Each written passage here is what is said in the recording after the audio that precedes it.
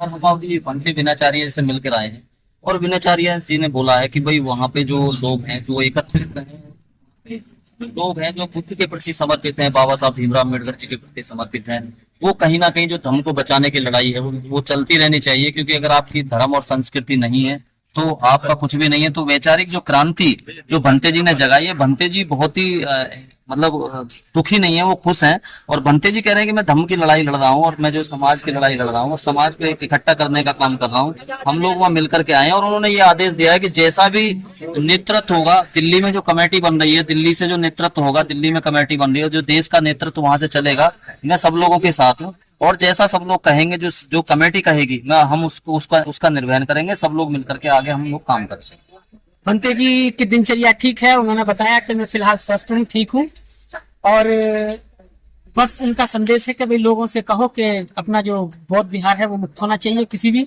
मुझसे उन्होंने कहा कि ये तो कम वो है, मैं इसे बहुत छोटी चीज समझता हूँ। इससे ज्यादा अगर सर कटाने की भी नौबत आएगी, फांसी की भी नौबत आएगी, तब भी हम उसके लिए तैयार हैं। लेकिन आंदोलन किसी भी हालात में रुकना नहीं चाहिए और बुद्ध विहार में होना चाहिए। ये भंते जी का संदेश उन्होंने जेल से दिया और कहा कि सभी को एकजुट रहना है। और जो बड़ा आंदोलन 5 जून को हो रहा है दिल्ली में, उसमें ज्यादा से ज्यादा सहयोग हो, कमेटी बने, जो पूरे देश को एक संदेश मिले और उसी कमेटी से पूरे देश में निर्णायक हमारे सभी जो फैसले हैं वो एक कमेटी करे। बौद्धों का ही निर्णय होना चाहिए, बौद्धों का ही हक होना चाहिए। और भंते जी ने कहा है कि ज्यादा दिन तो मैं रहूंगा नहीं भाई, आज नहीं तो कल, कल नहीं तो परसों, 2-4 दिन, 10 दिन में कुछ ना कुछ तो होगा। जमानत हो दिन वो बाहर आएंगे और फिर दुगनी ताकत से फिर इस आंदोलन को और मजबूत किया जाएगा। भंते करुणा सिंह राहुल जी को उन्होंने बदलाव भेजा और कहा कि भंते जी चिंता ना करें, अपने आप को अकेला महसूस ना करें, कि जैसे ही मैं बाहर आता हूँ फिर पूरे देश में बिहार मुक्ति आंदोलन को फिर इसको तेज करेंगे। ये संदेश भंते जी ने भेजा जेल से। सभी का साधुवाद, मंगल कामनाएं।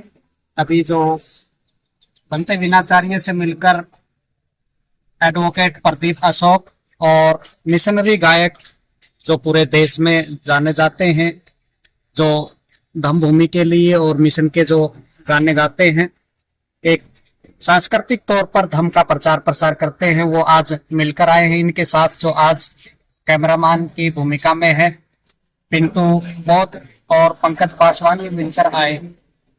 देखिए, किसी भी बड़े मुकाम पर अगर पहुंचना है, किसी भी बड़े लक्ष्य को अगर प्राप्त करना है, तो उसका रास्ता है जेल से होकर जाता है।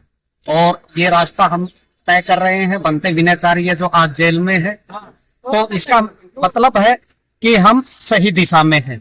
और सरदे भंते करुणा सिंह राहुल पर भी झूठी FIR दर्ज की गई। ये हमें समझना होगा कि लगातार एक के बाद एक FIR दर्ज हो रही है, वो कौन कर रहा है, किसका ये षड्यंत्र है, किसकी साजिश है। क्योंकि जो धरना को संचालित कर रहे हैं उनकी तरफ से और पुलिस प्रशासन की तरफ से, दोनों की तरफ से ये लगातार मुकदमे दर्ज किए गए हैं और जिसकी वजह से आज भंते दिनाचार्य जेल में है। तो ये पूरे देश के बौद्धों को, पूरी दुनिया के बौद्धों को ये समझना होगा। अभी तक जो आंदोलन के नाम पर जो नौटंकी चल रही थी, किसी भी प्रकार की सुविधा जो उपासक और उपासिकाएं हैं, जो बौद्ध भिक्षु यहाँ बैठे थे, उनको मुहैया नहीं करवाई गई। और एक कमेटी होनी चाहिए जो किसी भी आंदोलन के लिए जरूरी है, जिसके लिए सरदे भंते दिनाचार्य, सरदे भंते करुणा सिंह राहुल ने लगातार प्रयास किया, इस आंदोलन को गति देने का काम किया। लेकिन उन्हीं को रास्ते से हटाने के लिए ये साजिश रची गई और इस आंदोलन को है कमजोर करने का, या कहें कि खत्म करने का काम किया गया है। कि किसी मोनेस्ट्री में, किसी मकान में या किसी के बेडरूम में है, ये आंदोलन नहीं चलते।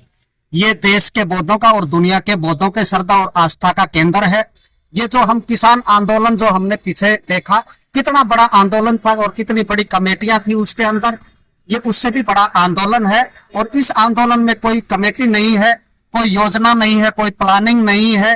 केवल एक व्यक्ति पूरे देश को भ्रमित करके इस आंदोलन को कमजोर करने का लगातार काम किया और उसी का नतीजा है कि 10 तारीख को ही ये आंदोलन है उसने स्थगित कर दिया गया। इस आंदोलन को बेच दिया गया। पूरा पांडाल जिससे एक आस्था पूरे देश और दुनिया के बौद्धों को बंधी हुई थी कि ये महाबोधि महाविहार मुक्त होगा, उसको उखाड़ लिया गया और पूरे आंदोलन को खत्म कर दिया। एक आदमी की बात आपने किया, डायरेक्ट बता सकते हैं क्या बनते? हाँ, वो लामा एंड कंपनी है, इसको बताने में कोई गुरेज नहीं है। तो इसलिए अब इस आंदोलन को पूरे देश में एक केंद्रीय कमेटी बनेगी, जो 5 तारीख को प्रोटेस्ट के बाद 6 और 7 को होगा। फिर ये कमेटी है, ये दिशा और दशा तय करेगी कि ये आंदोलन कैसे हो, इसका स्वरूप कैसा हो। इसमें हम तन मन धन से सर्दे दिग्भू डॉक्टर करुणाशील राहुल के सानिध्य में बनते विनयाचार्य के साथ मिलकर दमभूमि की टीम जो लगातार अब तक इस आंदोलन को गति देने का काम कर रही थी, मजबूत करने का काम कर रही थी, आगे भी जब तक बीटी एक्ट खत्म नहीं होता, हमारी जो भागीदारी है सर्दे भिक्खु डॉक्टर करुणाशील राहुल के सानिध्य में लगातार बनी रहेगी और ये महाबोधि महाविहार मुक्त होकर रहेगा। ये हमारा संकल्प है, ये धम्मभूमि का संकल्प है, ये बनते करुणाशील राहुल का संकल्प है। शुक्रिया।